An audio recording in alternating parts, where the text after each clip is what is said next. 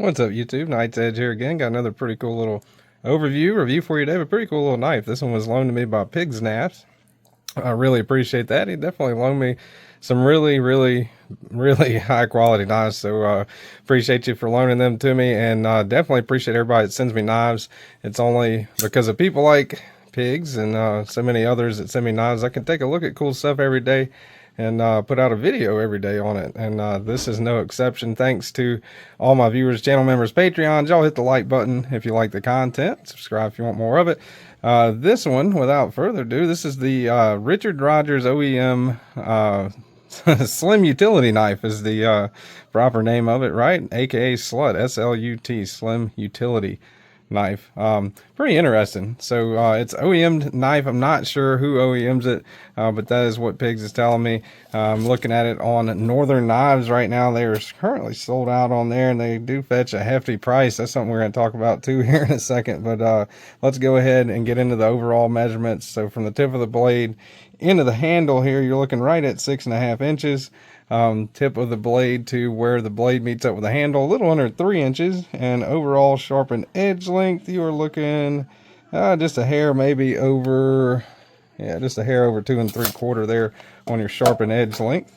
Go ahead and get the calibers out here, turn them on, zero them out. Let's see here, see what we got here. Thickest part of the spine, you are looking at 98 thousandths, thickest part of the spine. So definitely living up to its name. Fairly slim on that. Not the thinnest blade stock I've seen, but definitely not thick. 18 thousandths behind the edge on that belly section there, and handle thickness 372 thousandths, well under half an inch. So overall pretty small, pretty sleek, and slim knife. I know that goes to describe a lot of knives, but this one is definitely in that category. There is your DeWalt framing hammer up next to it, and there is your 8-inch USA made crescent wrench right there. Let's see what else we got here to compare it with. Here's a roll of Scotch tape. There's your Bic. All right, regular Bic lighter. Give you a decent little idea of what you're dealing with there. Let's get out some knives to compare it to. Size comparisons here. That is your Spyderco Paramilitary 2. And that'll tell you right off the bat how big how small it is, right? There is your Spyderco Knives pair of 3. So definitely a smaller knife. Cutting edge, still a little bit more cutting edge, just a hair more cutting edge really than the Spyderco pair of 3. But still keep that in mind. You're looking at a super small knife and you're thinking it's really small. It's still got more cutting edge than the pair of 3, which a lot of people love that one. There is your Hinder Knives XM18, which pretty much dwarfs it, and there is your QSP Penguin. All right, so that is a standard size Penguin, and the 3.5-inch XM18, by the way. All right, so that's it for size comparisons. Let me get the scale out here, do a little weight check, see what we got going on here. I'm gonna guess 2.5 ounces. I know that's probably low, but to me it was pretty light. Whoa, almost 2 ounces. 2.1 is what I got there. Yeah, 2.1. So that's like Metal Complex does say, forget it's in your pocket territory, right? So extremely light, right? Very light. And let's see how it goes in the pocket. Let's get out the old faded blue jeans here. Let's see what we got. Goes in and out the pocket really well. I love that pocket clip. Very well done pocket clip. I think nice, beautiful pocket clip, milled titanium. Nice little swoop there, and really smooth in and out of the pocket. Great experience with that pocket clip. And looking at it, it is not, you can't mount it on the left hand side for lefty carry because of that second screw, that little spacer bar they got going on there. Kind of unique too. That's one little thing that's a little bit unique about this one, amongst other things. Centered up pretty well, and I know he's definitely carried this one and definitely used this one, but it is in pretty good shape. I like the way the pivot looks. Nice little pivot. I mean, it's just a standard Torx bit, I believe, but it looks pretty nice. Couple of nice little touches that they did. The milling lines on the titanium, really nice. And there is your T8 there. T8 body screws. So T8 all across the board on this one. Pocket clip, body screws, and pivot. That's pretty nice. I'm sure they have a D-shaped pivot barrel in there, but it is not obviously a single-sided captive pivot, so you might need another T8 when disassembling. So definitely keep that in mind. As far as ergonomics goes, man, this one, I mean, like closed fist, right?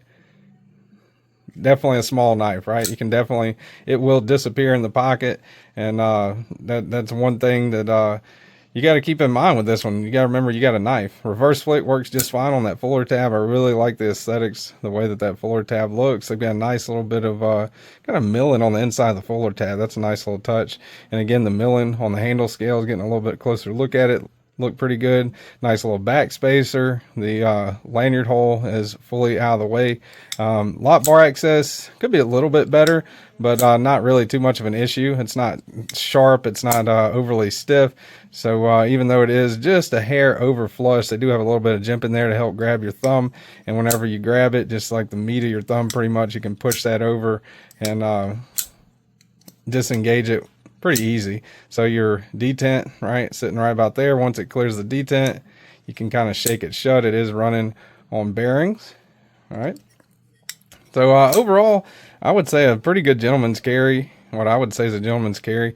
Got Rogers design on the front right there, or on the clip side rather, right there. M390 on the blade. Nice kind of a tumble, maybe stonewash gray finish on it. I like how they contrasted it well with the hardware. These do come in many different finishes and blade finishes and handle finishes too. So definitely keep that in mind. They are sold out as far as I know right now. A couple places I've looked. Richard Rogers' website will be linked down below. Just to, if you want to look him up, take a look at some of his stuff. He's got some pretty neat stuff. I've never gotten to handle or experience a Rogers design until Pigs sent these to me. This one and the X-Mid's another one that I've got that I'm going to do a video on later. So pretty cool knives, man. I really like it. Now the price point I think is decently high, especially for an OEM knife. I'm not going to harp on it too much because I'm not 100% sure who OEMs it, if they're OEM'd in the USA. But when he told me it was an OEM knife, that kind of gave it away. These are indeed made in China, so that's something to keep in mind too. But still, all in all, I think it is a pretty awesome knife, and nice work that they did. No sharp corners, very sleek, very smooth. Not a whole heck of a lot about the knife that I myself would change. So very nicely done. And that's pretty much it, guys. I thank y'all for watching. Appreciate it. Hit the like button again if you like the content. Subscribe if you want more of it. And I'll see you guys on the next one. Y'all stay sharp.